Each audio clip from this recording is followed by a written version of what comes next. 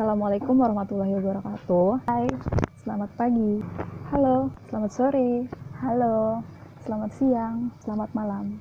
Nama saya Cindy Noviati. Saya akan menceritakan pengalaman saya naik gunung karena berhubungan dengan pemenuhan ujian tengah semester komunikasi bisnis. Pertama, pengalaman saya naik gunung. Sekilas pengetahuan mengenai Gunung Sumbing. Gunung Sumbing adalah salah satu gunung api yang ada di Indonesia dengan ketinggian 3.371 mdpl yang terletak di Jawa Tengah. Awal mula perjalanan saya, yaitu saya memulainya dari base camp bersama 8 teman saya menuju pos 1.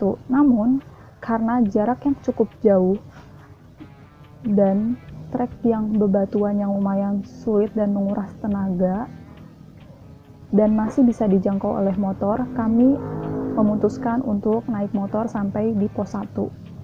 Dan di sana, sesampainya di pos 2, ada tempat untuk mendirikan tenda atau ngecamp. Di situ saya melihat sudah ada 3 tenda yang berdiri. Namun, karena kami masih merasa cukup kuat untuk melanjutkan pendakian, akhirnya kami memutuskan lanjut terus. Selanjutnya, kami melanjutkan perjalanan menuju pos 3.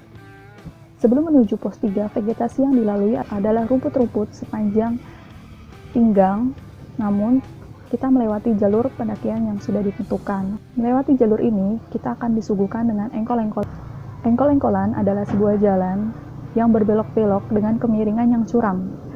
Sebelum sampai kita di pos 3, kita disuguhkan dengan pestan. Menurut cerita, pestan adalah tempat yang diperbolehkan untuk ngecamp. Namun, karena begitu berpasir dan tenaga masih kuat, akhirnya kami melanjutkan untuk terus sampai di pos 3. Sesampainya di pos 3, tidak jauh dari pestan, kami menemukan banyak sekali yang ngecamp di situ atau mendirikan tenda di situ. Karenanya, di situ juga tempat sunrise camp dan terdapat warung.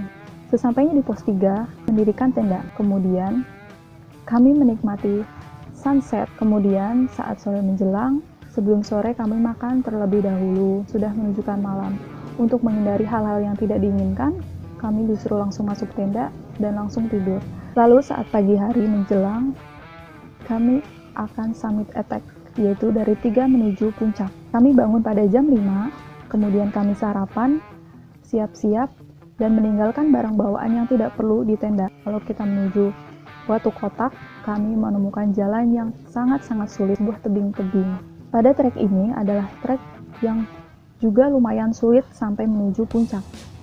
Dari situ, kami mulai agak berjarak yang lumayan dari teman-teman yang lain. Setelah kesabaran dan perjuangan, kami sampai di puncak. Saat di puncak Buntu, kami hanya berfoto-foto dan kita sampai pada jam 9. Berhubung panas terik yang sudah mulai menyengat di atas jam 9 pagi dan hawa dingin yang semakin terasa, akhirnya kami memutuskan turun dan tidak melanjutkan ke puncak Raja Wali. Saat turun pun tidak semudah yang dibayangkan. Memang jalanan sudah tidak ada yang menanjak dan menguras tenaga, namun saat turun dengan kontur bebatuan dan tanah, kaki menahan beratnya badan atau kemiringan. Dan setelah kita sampai di camp ataupun tenda, kami membereskan tenda, membereskan logistik dan lain sebagainya. Kami turun menuju pos 1. Sebelum sampai di pos 1, saya mengalami drop karena daya tahan tubuh, nutrisi, kurang tidur, minum yang kurang. Alhamdulillahnya saya tetap melanjutkan perjalanan sampai ke base camp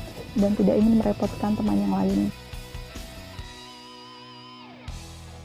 Kesan yang saya dapat pada pendakian pertama dan pendakian Gunung Sumbing tersebut ada 11, yaitu yang pertama adalah peduli sampah. Tentunya para pendaki diwajibkan untuk membawa turun kembali sampah yang mereka bawa atau mereka hasilkan.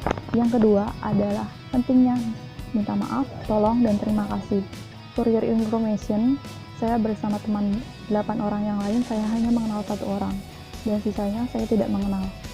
Lalu, disitulah pentingnya minta tolong, maaf, dan terima kasih. Yang ketiga adalah tak lagi membuang air atau makanan. Di gunung, semuanya terbatas.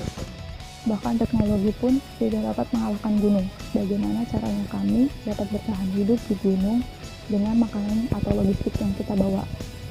Yang keempat adalah pentingnya rencana yang matang. Tentu saja ini adalah hal yang penting. seperti olah tubuh pada sebulan atau seminggu sebelumnya, persiapan logistik, barang bawaan, langsung mempersiapkannya dari rumah atau dari pada posisi barang bawaan benar dan salah. Yang kelima adalah tetaplah maju walau hanya berjalan. Di situ kami belajar bahwa kita akan sampai puncak walaupun kita hanya berjalan dan tidak berlari. Yang keenam adalah kita dapat mengetahui karakter dari teman-teman kita. Kita dapat mengetahui karakter teman kita saat kita mendaki gunung. Saya dapat mengetahui sifat dan pribadi mereka masing-masing di situ. Mana yang terhadap saya dan mana yang sedikit cuek terhadap saya. Yang ketujuh adalah menjadikan kita sebagai manusia yang pandai bersyukur. Tentunya setelah perjuangan, rasa sabar, kita dapat mencapai puncak. Puncaknya kita merasakan syukur, pemandangan yang sangat sempurna yang dibuat oleh Yang Maha Kuasa. Yang kedelapan, melihat sebuah lautan awan. Lautan awan bagi para pendaki adalah hal yang sangat spesial. 9. Bertemu Edelweiss. Edelweiss jarang dijumpai bahkan di Jakarta. Hanya terdapat di gunung dan daerah-daerah pegunungan. Kita tidak boleh memetik ataupun mencabut bunga Edelweiss tersebut. Bisa dapat berteman dengan sesama pendaki yang lain. Saat kita mendaki, tentunya adalah hal yang lumrah saat kita menyapa dengan teman yang lain, pendaki yang kita lewati, pendaki yang bersisipan dengan kita. Yang ke-11 atau yang terakhir adalah jauh dari peradaban. Di gunung kita dapat berlibur ataupun melupakan sejenak hiruk-pikuk perkotaan atau pekerjaan atau keseharian yang kita lalui. Sekian pengalaman dan kesan saya pada mendaki gunung. Terima kasih. Wassalamualaikum warahmatullahi wabarakatuh.